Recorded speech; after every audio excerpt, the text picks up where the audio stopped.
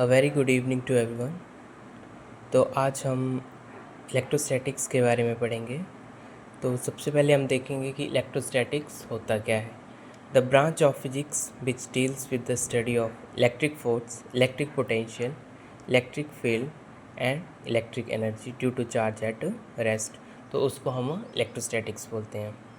मतलब कि जब हम इलेक्ट्रिक फोर्स की, इलेक्ट्रिक पोटेंशियल, इलेक्ट्रिक फील्ड और इलेक्ट्रिक एनर्जी की स्टडी करते हैं, जब चार्ज रेस्ट भी होता है, तो उसको हम इलेक्ट्रोस्टैटिक्स बोलते हैं।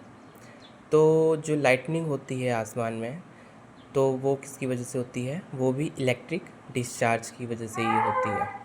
तो हम इलेक्ट्रोस्टैटिक्स के अब कुछ एप्लीकेशंस देखते हैं। तो सबसे पहले एप्लीकेशन है a photocopier is mainly based on principle of electrostatics. तो जो हमारे पास फोटोकॉपियर मशीन होती है जिससे हम फोटोस्टेट करते हैं, तो वो भी इलेक्ट्रोस्टैटिक्स के प्रिंसिपल पर ही काम करती है। सेकंड है electric capacitors work on the same principal.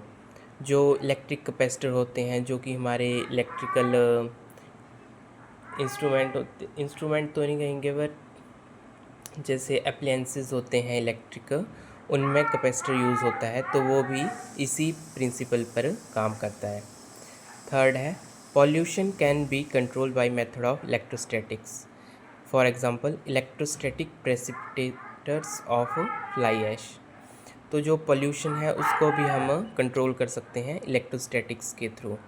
जैसे इलेक्ट्रोस्टैटिक प्रेसिपिटेटर होते हैं, वो जो फ्लाई ऐश होती है उसको कंट्रोल करने में हेल्प करते हैं, जिससे पोल्यूशन कम होता है।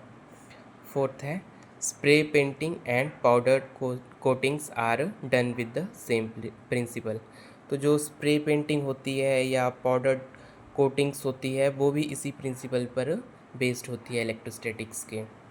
उसके बाद है नेचुरल फेनोमेना, जैसे लाइटनिंग हो गई, थंडर्स हो गए, ये भी इलेक्ट्रोस्टैटिक्स के ऊपर ही बेस्ड होते हैं। तो ये थी इलेक्ट्रोस्टैटिक्स की कुछ एप्लीकेशंस। नेक्स्ट है चार्ज।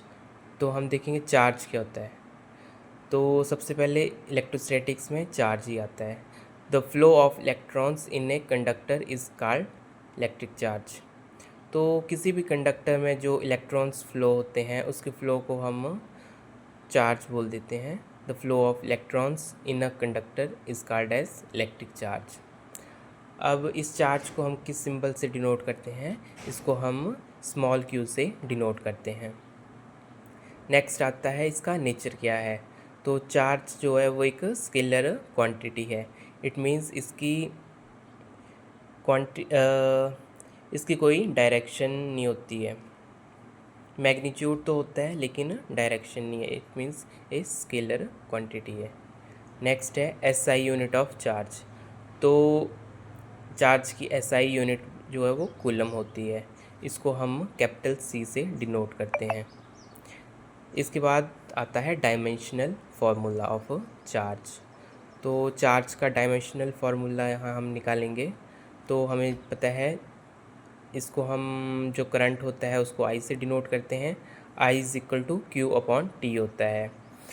तो जो आई करंट है उसका सिंबल ए है, और जो क्यू है वो हमने निकालना है इसका डायमेंशनल फार्मूला, और टाइम का टी होता है।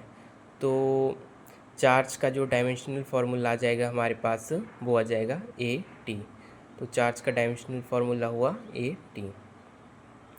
नेक्स्ट उसके बाद आएगा हमारे पास टाइप्स ऑफ चार्ज। चार्ज कितने टाइप के होते हैं? तो एक पॉजिटिव चार्ज होता है, एक नेगेटिव चार्ज होता है, और न्यूट्रल अगर कोई चीज़ होती है तो उसके ऊपर मतलब कोई भी चार्ज नहीं है। Objects having no net charge are called neutral, मतलब उसके ऊपर कोई भी चार्ज नहीं है। तो दैट्स ऑल फॉर टुडे। इसके नेक्स्ट टॉपिक हम नेक्स्ट डे कवर करेंगे।